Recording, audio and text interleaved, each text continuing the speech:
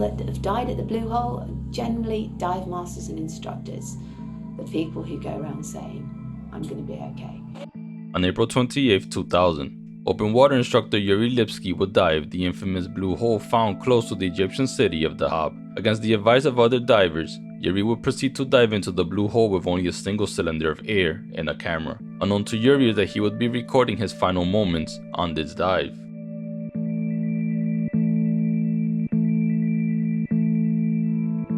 The Blue Hole is a sinkhole that's 120 meters or 394 feet deep, 5 miles north of the Egyptian city of Dahab.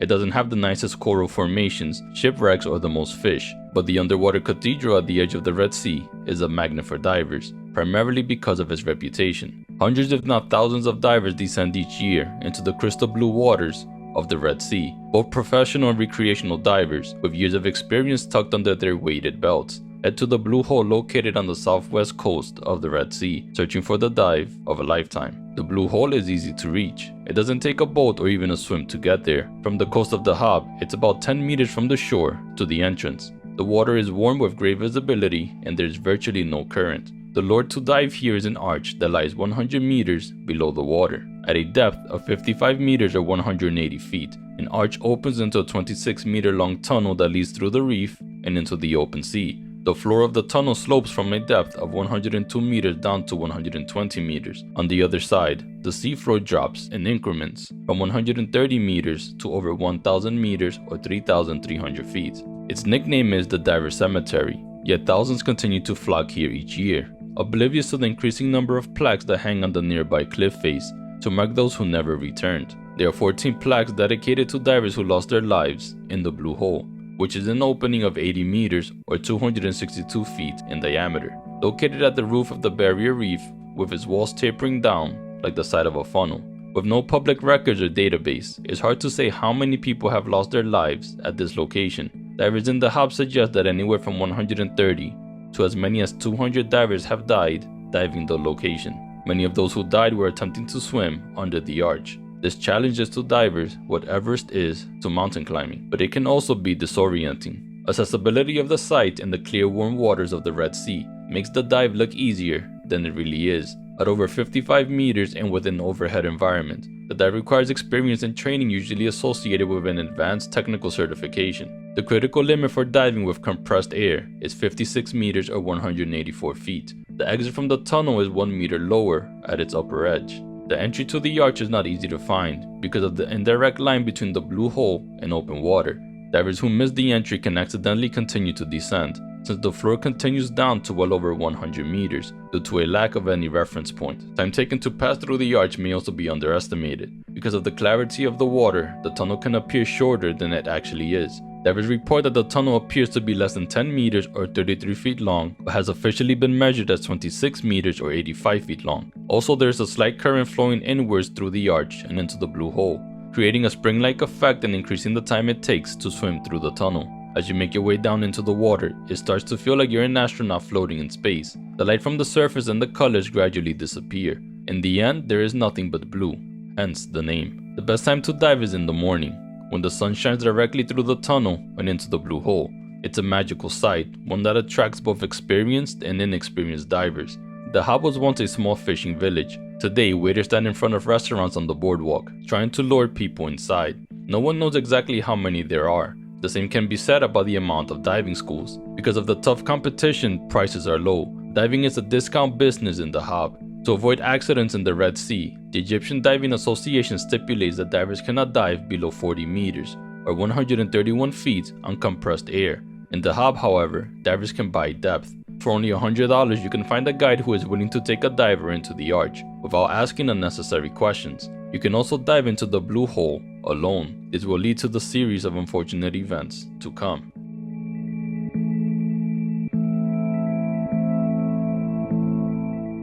This is Martin and Connor. Young, yes. 23, 24, maybe younger. This is Yuri, the Russian guy. You heard of Yuri, of course. What we could do. What's meant to be, it will be. Cannot change it. There is likely no one who knows more about the Blue Hole than Tarek Omar. He was one of the first to explore it, touch the bottom and see the bodies on the floor of the Red Sea. He still holds the depth record in the area, diving to an impressive depth of 209 meters or 685 feet. I started exploring the Blue Hole, let's say 4 years ago. Started my first deep dive on it. Last year I reached the max operation depths in the hole, which was around 190 meter trimexin.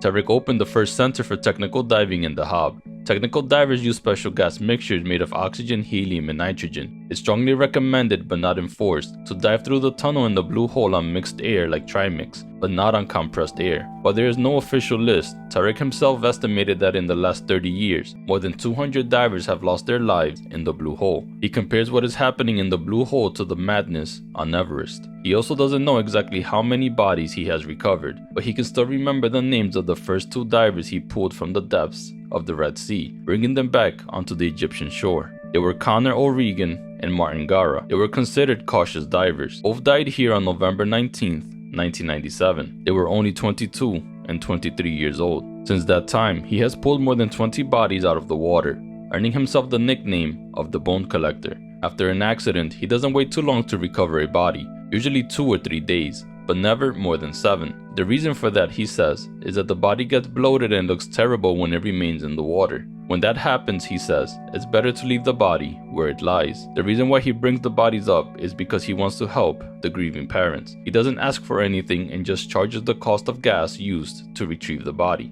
When asked how he finds the bodies in the Blue Hole, he said, if I were to hide something in your garden, you would also find it pretty quickly. Most of the bodies lie at a depth of 120 meters. When Tarek finds a body, he grabs it in his arms and ties it to his own body. He has 5 minutes before he ascends. At 40 meters, once he can see the surface, he sends the body up with an airbag. Because it takes Tarek so long to decompress, he remains underwater for up to 3 hours. By the time he returns to land, the body has already been removed. There are still bones on the floor of the Blue Hole, where the family members want them to stay as a memorial, but also a grim reminder to any diver who ventures down into the clear blue waters of the Red Sea.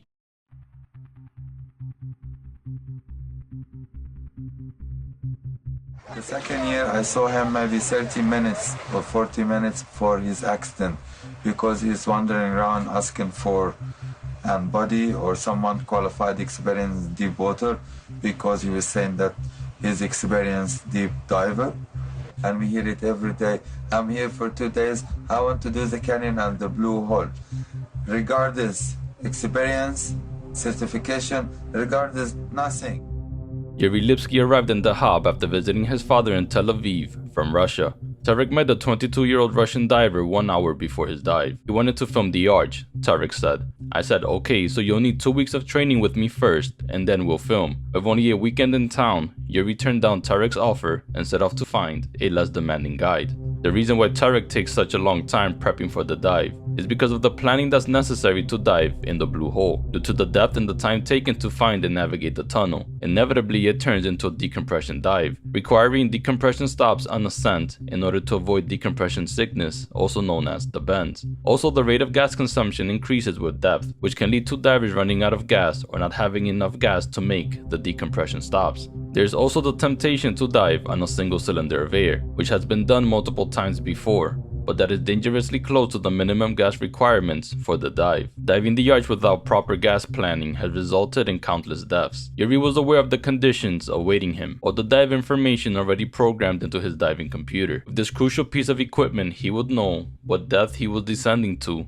the amount of air remaining in his tank, and even the amount of time the overall dive should take. Further pre-dive planning had warned him that the arch could appear shorter than it actually was. Compounding these issues was the odd descending angle of the tunnel itself.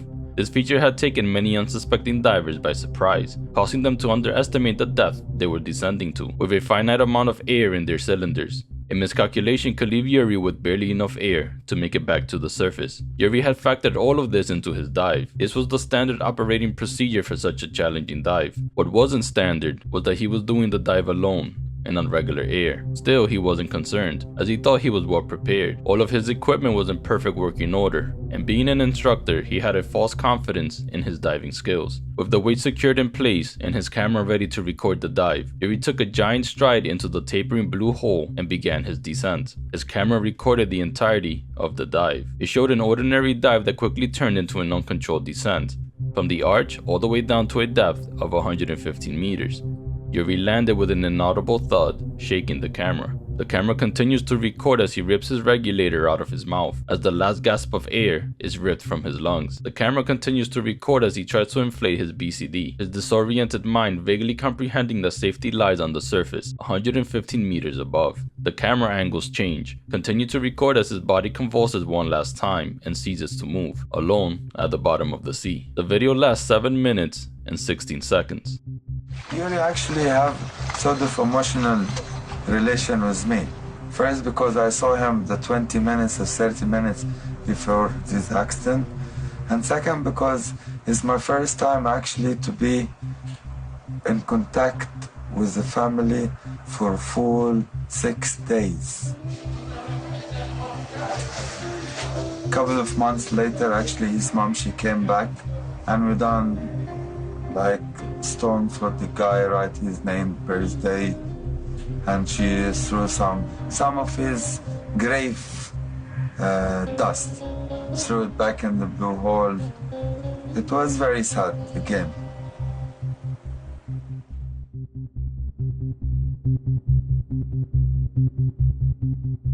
But often the flaws of the training systems are amplified by the idiosyncrasies of the Russian character. Many consciously take risks, believing that their experience will be sufficient to keep them safe. When news of Yuri's death started circulating, many of the divers in Dahab weren't surprised. The Russians, both instructors and regular divers, had a bad reputation in Dahab. According to Tarek, they are considered careless, playing Russian roulette with their lives. 11 years after Yuri filmed his ill-fated descent, on November 7, 2011, Moscow native Igor Shallow dove to a depth of 115 meters.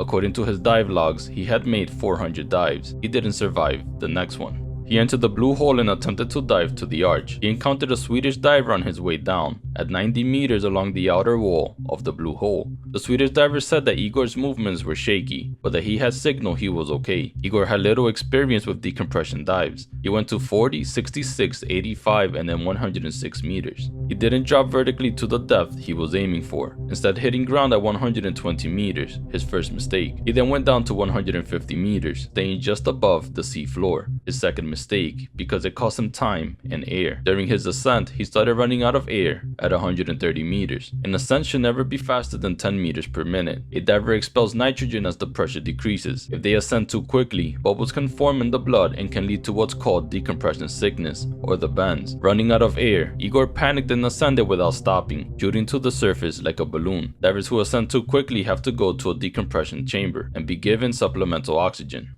Igor passed away from the complications of the ascent. At the request of Yuri's mother, Yuri's body and equipment was recovered the following day by Tarek. Saddened by the young diver's death, Tarek undertook the task solemnly. On completion of his recovery dive, he presented Yuri's belongings to his heartbroken mother 2 days later. The camera should have been damaged or even broken altogether, because it had been found at a depth of 115 meters, but it was only designed for 75 meters. Believing that it was broken as it wasn't rated to go down to such extreme depths, Tarek was shocked when he plugged the camera into a TV and it worked perfectly, revealing Yuri's final moments to his distressed mother. Tarek was quoted as saying, "I regret that his mother will have this forever. If I knew the footage existed, I'd have flooded it. I think the thing that really upsets and saddens me about it was that his mom has it now. She has the footage of her own son drowning." We ran the camera, plugged it on the electricity, and we ran the camera, and was very sad because we have 10 minutes of Yuri and his family back on the Dead Sea with his father and his other mother and his sister and playing, and then 2-minute blank, and then Yuri dying.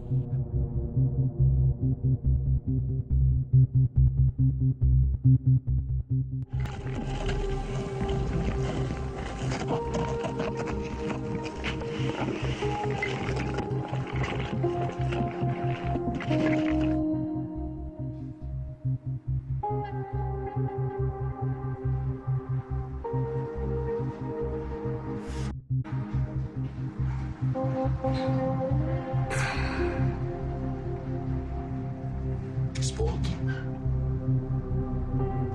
Sport. Control.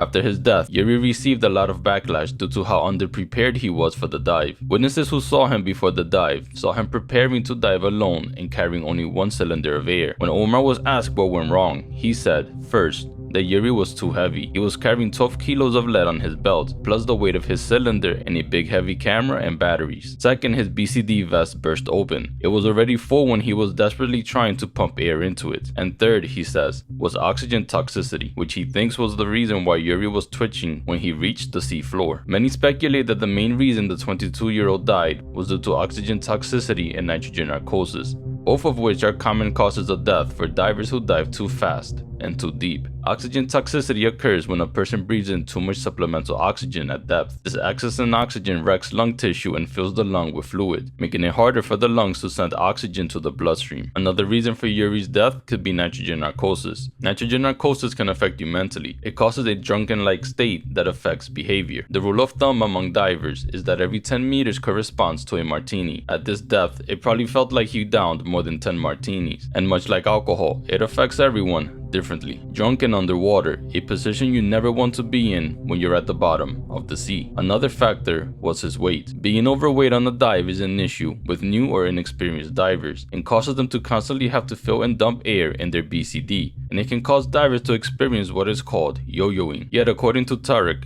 divers using compressed air aren't the only ones who lose their lives in the Blue Hole. Technical divers also make fatal mistakes. He says that technical diving requires discipline, but that there are always tourists in Dahab who party until 3 a.m. in the morning and then go diving to 100 meters in the Blue Hole at 9 a.m. The reckless ones who are determined to get that number into their diving computers, the magical 100. But what may have truly killed Yuri may have been his overeagerness. A local diving instructor said that Yuri tried to get guides to take him to the arch the year before, but was refused due to being inexperienced. Both his father and local divers seemed to recognize that he was a little too excited about the dive, and his own father seemed to know, based on the comments he made, that Yuri was a little too overconfident. Others believe that Yuri may have been trying to do a bounce dive, although this has been disputed. Given what we know about the circumstances of Yuri Lipski's death and the days leading up to it, the simple answer is that overconfidence killed him. Excited by the idea of reaching and recording the bottom of the Blue Hole, Yuri descended too far, too fast, and alone with only one cylinder of air. But what caused Yuri to descend as fast as he did may never be known. Yuri's death is a reminder for adventurers to not overestimate their abilities when going up against the forces of nature. To this day, the Blue Hole in Dahab remains the world's deadliest dive site. Thank you for watching.